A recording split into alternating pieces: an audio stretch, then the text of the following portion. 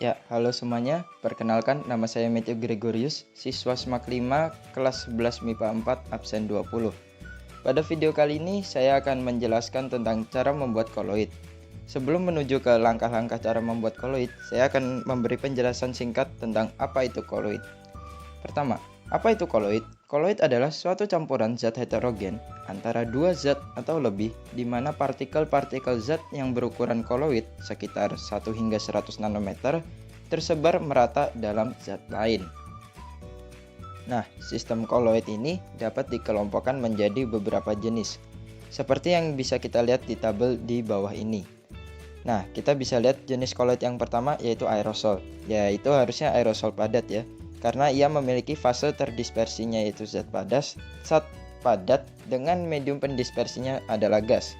Contoh dari aerosol padat adalah asap dan debu udara. Kita lompat dulu ke jenis koloid nomor 4 yaitu aerosol. Bedakan dengan aerosol padat, aerosol itu memiliki fase terdispersinya yaitu cair dengan medium pendispersinya gas. Contohnya adalah kabut. Balik lagi ke nomor 2, ada jenis koloid sol dengan fase terdispersinya padat dengan medium pendispersinya zat cair. Contohnya seperti tinta atau cat. Lalu jenis koloid sol padat.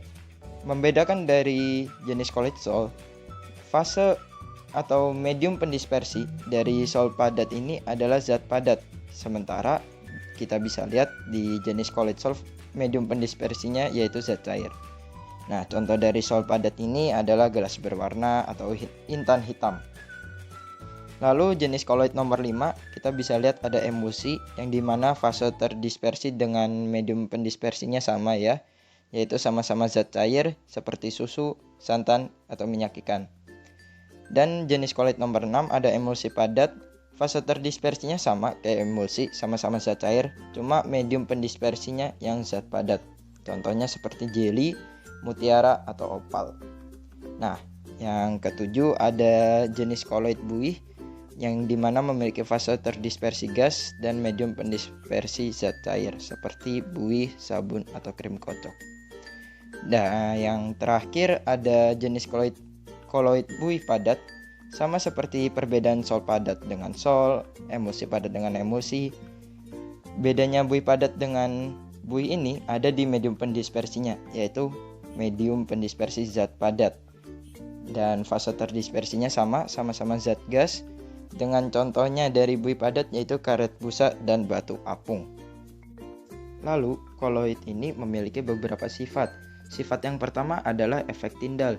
Efek Tyndall adalah efek penghaburan cahaya oleh partikel koloid sehingga lintasan berkas sinar dapat terlihat. Lalu sifat yang kedua ada gerak Brown. Gerak Brown adalah gerak yang tidak beraturan dan terjadi karena adanya tumbukan antar partikel zat terdispersi dan medium pendispersi.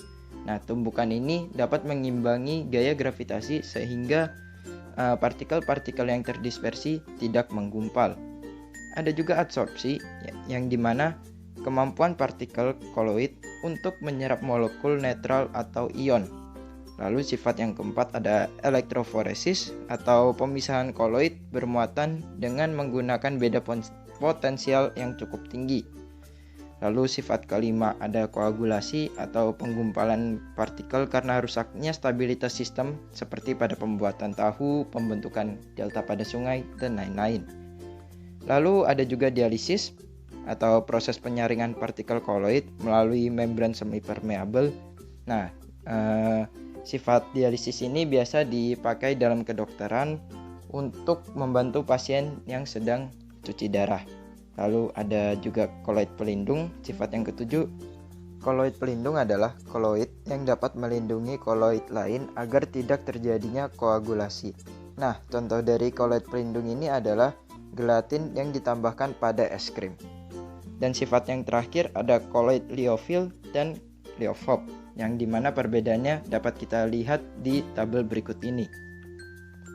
Berdasarkan cara pembuatannya, koloid dapat dibagi menjadi dua, dengan cara kondensasi dan cara dispersi. Cara kondensasi sendiri terdiri dari reaksi redoks, reaksi hidrolisis, dekomposisi rangkap, dan proses penjenuhan larutan. Sedangkan cara dispersi terdiri dari cara mekanik, busur beredik, peptisasi, dan homogenisasi. Nah, Pada video ini, saya akan membuat koloid agar-agar yang merupakan contoh koloid emulsi padat, yang dimana cara membuatnya adalah dengan cara dispersi atau tepatnya peptisasi, yang dimana endapan diubah menjadi partikel koloid dengan bantuan zat pempeptisasi atau zat pemecah. Berikut langkah-langkahnya. Pertama-tama, siapkan bahan-bahannya terlebih dahulu. Bahan yang pertama ada susu fresh milk. Di sini saya menggunakan susu Greenfield. Lalu ada susu kental manis, Oreo, swallow, keju parut, tepung maizena, dan juga ada susu ultra milk. Itu ketinggalan di foto, cuma ya ada susu ultra milk rasa coklat. Ya, jadi langkah pertama hancurin Oreonya. Habis itu Oreonya dipadetin. Terus masukin susu atau medium pendispersi. Tambahin susu kental manis. Habis itu masukkan zat terdispersinya atau si swallow. Jangan lupa tambahin tepung maizena, kita nggak tahu buat apa, tapi di video tutorialnya kayak gitu. Aduk hingga merata. Sambil tunggu mendidih, kita parut kejunya untuk dimasukkan ke dalam campuran susu tadi. Dekat-dekat mendidih, masukin parutan keju. Ya, habis itu diaduk hingga merata dan tunggu sampai mendidih. Nah, tunggu sampai mendidih kayak gini, baru dituang di atas Oreonya. Ya, jadi ini adalah koloid agar-agarnya, layer kedua. Dengan fase terdispersinya adalah si swallow tadi, dan medium pendispersinya si susu. Masuk ke layer 3, masukin susu. Tambahin susu ultra milk rasa coklat yang tadi ketinggalan di bahan-bahan.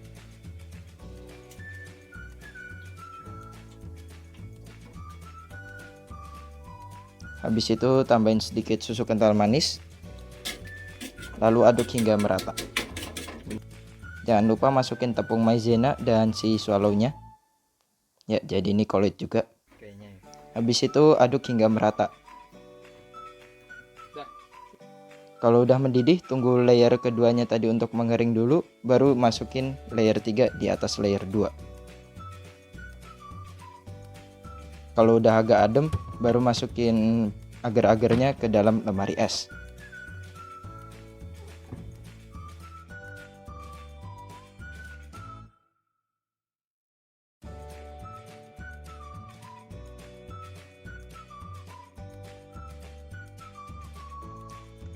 Ya, kurang lebih itu adalah video tutorial dari saya dalam pembuatan koloid agar-agar, ya, yang dimana memanfaatkan cara pembuatan koloid dengan cara peptisasi dengan zat terdispersinya tadi si swallow dan medium pendispersinya si susu tadi.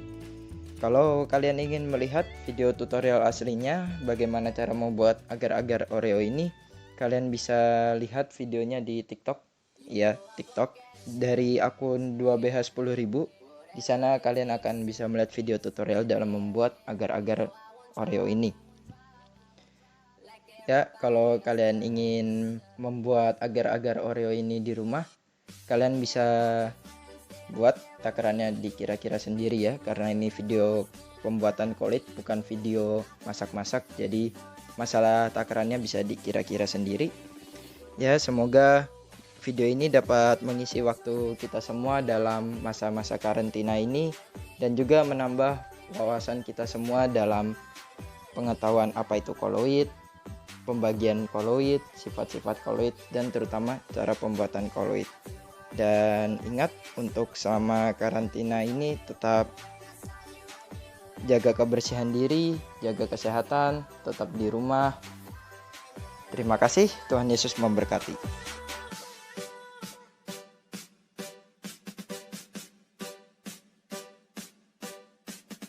Sky